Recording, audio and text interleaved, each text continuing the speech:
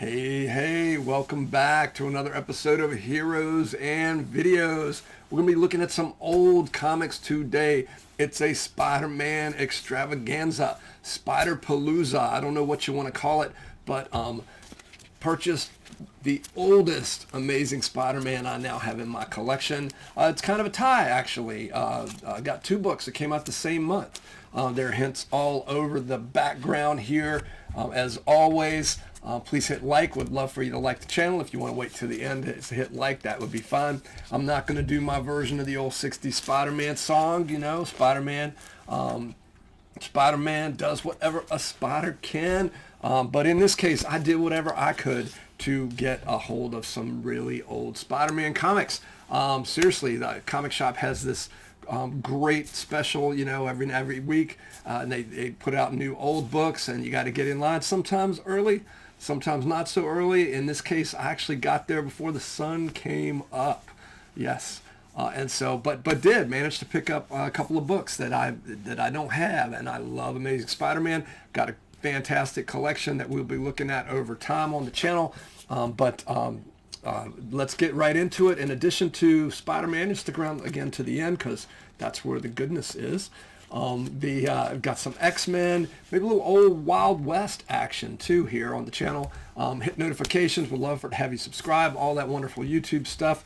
But let's get into it. First up is Outlaw Kid number 10. Now this is like a lot of those Marvel books in the 20 cent in the late 60s, early 70s. This is a reprint, I think, of some earlier Marvel Western stuff, some old Kirby stories in here. But I couldn't resist that super clean cover, and the fact it's a Gil Kane cover doesn't hurt. But also up in the corner box, in the style of a Western Spider-Man. I mean, how can you resist that spider signal up there in the top there? And this is just such a beautiful cover. The origin of the Outlaw Kid. Honestly, don't remember the Outlaw Kid. I remember Two Gun Kid hanging out with Hawkeye in those great Steve Englehart Avengers books. Kid Colt, I think, was another one. Please let me know in the comments who your favorite Marvel superhero Western star was. I don't remember the Outlaw Kid, but I glanced through some of this. It's some neat old Kirby storytelling. And again, just love that cover, the Outlaw Kid number 10. Love Marvel 20 Centers. It honestly looked a little bit like maybe something was wrong with the cover, but it's not. You see the Marvel stripes in front of it. It's just made to look like Old West sort of stuff. There's nothing wrong with that paper. That's how it's made to look. I'm going to do a special once I can find enough copies, but I find them in a lot of places. A lot of Marvel covers, a lot of comic covers, period, will have the scene just set up to where it looks like there's a notch or something usually in the corner, but it's part of the artwork. And I've always felt that was a weird thing to do. Like somebody in editorial would go, hey, that's not cool. It looks like that's got an edge missing off of it, but it's just the art. This is kind of a similar concept here where it looks like something's wrong with it, but it's not. I just love the idea that they're tying this Outlaw Kid, the Old West thing, to Spider-Man because Spider-Man sells, right? So next up, we're going to get into some X-Men. For some reason over the years, I know I had it when it came out, but I don't know where. At some point, I realized I did not have the Dark Phoenix run. Then Uncanny X-Men 129 through 137, you know, pretty much 125 through 137 was just missing out of my collection. I don't know if I left it at a friend's house years ago when you're younger and, you know, in my teens and high school and college where it was like, hey, you know, you want to get people into stuff you're interested in, so you might leave books over at their homes. I don't know if that's what happened. You know, I don't think I would have put those up for sale when I had a shop many years ago. But in the meantime, I've gone back and tried to collect most of those. And I'm only missing one or two at this point. One of the ones I was missing was Uncanny X-Men 135. That just incredible John Byrne cover there. It's when Claremont and Byrne were just crushing it, just like she's crushing that Uncanny X-Men logo, you know, defeated by Dark Phoenix.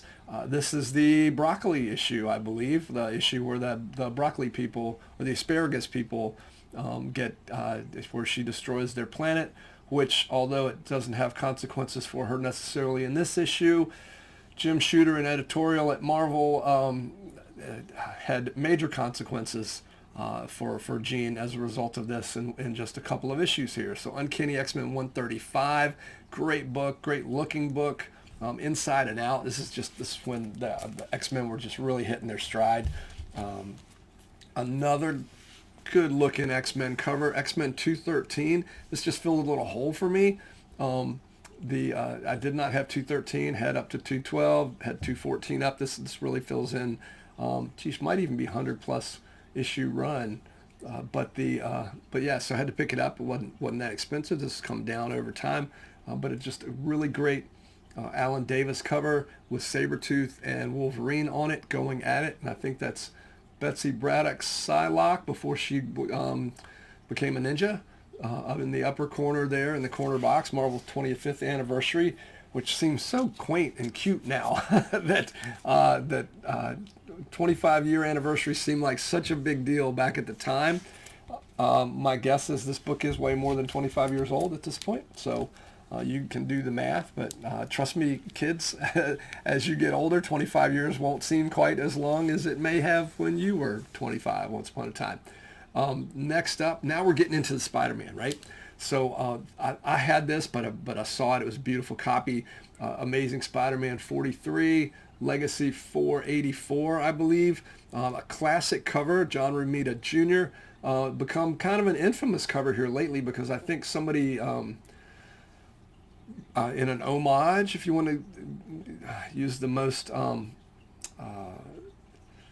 favorable version of the story, or it was flat out tracing the cover, but it's just kind of become a little infamous. Plus I think it's a neat cover. It's there's very dark and it's pretty, and it's kind of a gloomy Spider-Man pose, but kind of an instant classic iconic pose.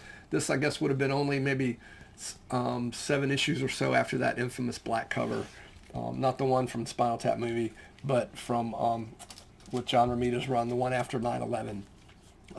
And so this one, picked this up as well. I've got both of these covers. It's a great, I want to say it was John Byrne cover. Yeah, I'm almost certain it is, because if you look down at the bottom, you can even see it's in the name of the building there is Byrne. I'm almost positive this is a Byrne cover. There's another version, I think on the Amazing Spider-Man, the other half of this, he's swinging the other way in the black suit, I believe. Web of Spider-Man number 6. Web of Spider-Man just had some killer covers starting out, man. Those first half a dozen issues, the covers on that book were just phenomenal. This book, though, it's a Secret Wars 2 tie-in. Not a huge fan of Secret Wars 2. I don't know that there are a lot of Secret Wars 2 fans out there. They kind of wrap up this in the Amazing Spider-Man half of it, which is Ron Frenz doing the art. I want to say Tom DeFalco doing the book at that point, writing it. In this issue, a building turns into gold. Not a big fan of this story as I dove into it. Cover's super awesome and famous, but the storyline, this building turns into gold, and it ends up being a financial crisis for the world because that much gold would devalue gold, apparently. And I don't know the economics of that. I have to assume there's more than a building worth of gold on the planet, but it felt, or at least enough that wouldn't necessarily throw everything, the economy, the worldwide economy, into whack. But that's the way it's treated in this book, so the government kind of covers it up. But Pete and Spider-Man makes a very interesting choice in this story, and it's just one of those that doesn't. That decision doesn't seem to play well in terms of the hero in the long run. Back in the book when Stan was writing it, 50 to 100 in there, that there would occasionally, Peter Parker would go off in this rant like, oh, they think I'm a monster, or they think I'm a menace. I'll show them. I'll be a menace. And he does something like, damages a locker, or, throws a car or something, which, when you think about it, it's pretty bad for whomever owned any of those things. But it just seems a little out of character. And in this, he actually, he gets fed up with what the government's doing, because they make a deal with the Kingpin, and the Kingpin gets some gold typewriters of all things. To think about your anachronism there in terms of whether or not there'd be any typewriters in the building today. But Pete actually steals a little golden notebook that was in the trash, like a little flip book, like a little stenographer's teeny little notepad. Not a notebook, like a little notepad of gold, because the whole building was turned into gold by the Beyonder.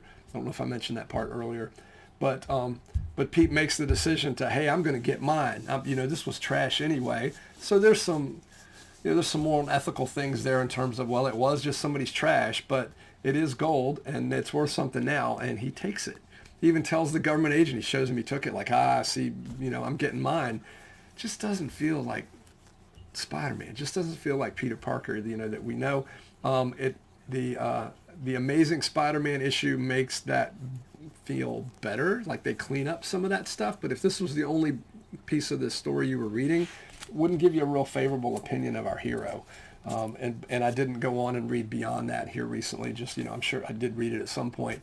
That story didn't hit me as hard then as it does now, looking back on it, thinking, man, I can't believe you're not actually going to steal that. So at some point, a few issues down the road, maybe they course correct that, and there's a lesson to be learned from it. I can only hope so.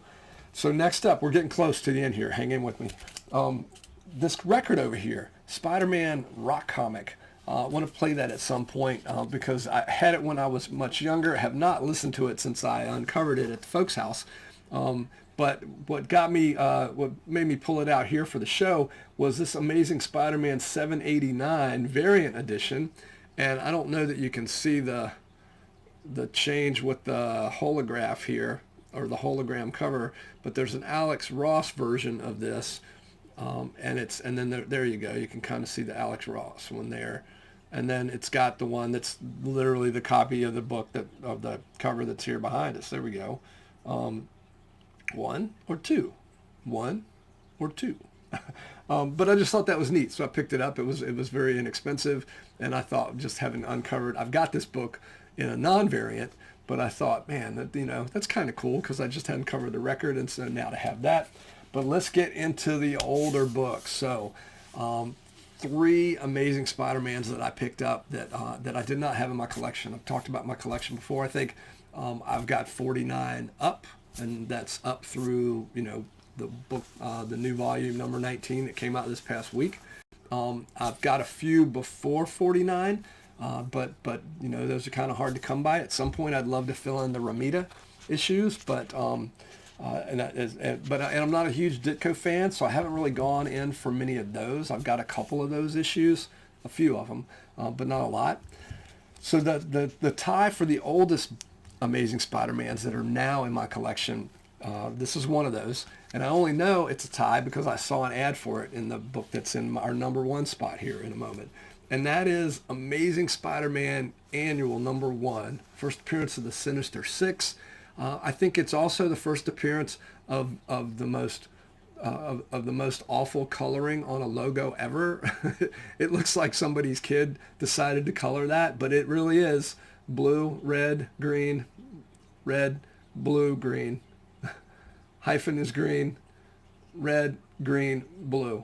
Amazing is all one color. I think it's I believe it's blue. The Amazing is in blue, and then for some reason, Spider-Man, they just decided, well, let's make these all different colors, and let's make none of the colors really pop or go together. So it's not a, I don't know, for me, it's not a great look. I love you, Stan. I love you, Steve. But or whomever was coloring that, yeah. Anyway, so but it's neat. You can the beautiful thing about this book is I read it in a Treasury edition years ago. Have not flipped through this one other than the covers is pretty detached. It's not detached, but it's hanging on by web. No, by thread, let's say. But it's still on there. You see Mysterio, Kraven, Dr. Octopus, Sandman, Electro, the Vulture, and our hero, Friendly Neighborhood Spider-Man. But what I love about this book is it's one cameo after another. Fantastic Four in it. Any number of other Marvel characters in it. I don't remember, honestly, off the top of my head. But the fact that each of the battles with the Sinister Six also, he really takes them on one at a time, from what I recall. And they end up, each battle ends up at some point in it having this huge splash page with the hero fighting each one of these villains. Just a really cool comic. And again, came out the same month as another Amazing Spider-Man issue that we're going to get to in a minute. But before we get to that, we've got one of the more famous Amazing Spider-Man covers of all time. There's a little hint here right behind me. whoops, right behind me, somewhere behind me, it's Amazing Spider-Man 33, the final chapter, and it's Spider-Man, that famous water scene, or where he's being crushed by this large piece of equipment. Dr. Octopus is the villain. They did their own little thing here with Tom Holland, where it was a very similar situation where he's being crushed by machinery or something, and he's got to find the will to live, right? And that's what happens in this. Aunt May is ill. He's got to get her medicine, I think. He's got no way to get leverage. He's about to drown. Regardless of what this poster says behind me, it's not actually Deadpool pouring water on him out of frame. He's about to drown. But what's really cool in this book is the panel structure leading up to the big splash page. Hadn't planned on doing this, but I'm going to pull it out with great care, because with great comics must also come great responsibility to make sure you don't mess it up. And I'm going to do the same thing here. So as we get to the scene in question, the book starts out with him under all of this. Easy here. All right. Thanks for your patience, guys. So it starts out, I'm going to do the best I can here. The book's not as faded as it looks like. I think that's just, I've got the lighting in here. But it starts out, this panel construction is just something else. So you see over here at first, we start out with them with the 7 panels, excuse me. And then as each page goes by, you see how those panels enlarge from top to bottom. We've got 7 here, and then 6 panels on this next page. But again, even over the course of the page, as he's finding his strength, those panels are getting bigger. And he's talking to himself about all the things that, all the reasons he has to live. He's got to help Aunt May and whatnot. So the next page over here, it's just 4 panels now instead of the 6. But again, smaller up top, building down at the bottom. And I guess, look at all that dialogue. Way to go, Stan. But I feel like maybe Pete should be saving the strength to get this off of him. Some of the other books that were out this month over here, Fantastic 447 and Marvel Collector's Item Classic. Anyway, leading to, as you see those panels grow, leading to the big splash reveal, which is probably as muscular a Spider-Man as you'll ever see Steve Ditko having drawn. Just an amazing splash there, where he does finally throw off the machinery and get free.